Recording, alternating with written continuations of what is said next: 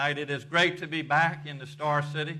I have some great memories of Roanoke, having graduated from the Virginia Military Institute in 1981 and then going off to Eastern Virginia Medical School. I served 8 years in the United States Army, taking care of wounded soldiers during Desert Storm. You know, what we saw in Washington today, as a doctor who is taking care of many children and their families, is very distressing, very concerning to me. Congress took their first step today to repeal the Affordable Care Act, putting at risk hundreds of thousands of Virginians for their health care across the Commonwealth, especially those with pre-existing conditions.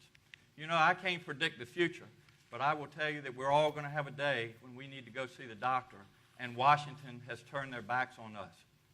As a doctor, I want to make sure that we have someone in the governor's office who will make sure that all Virginians have access to affordable and quality health care.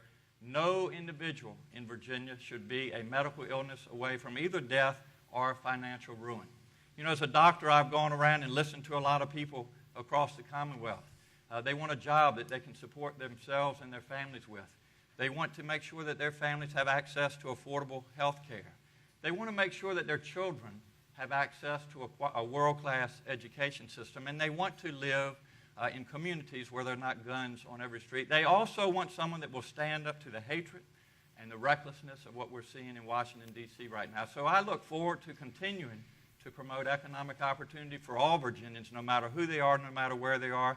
I want to make sure that our children have the same opportunities that I had, and that our families had the same opportunities to raise their children that Pam and I had.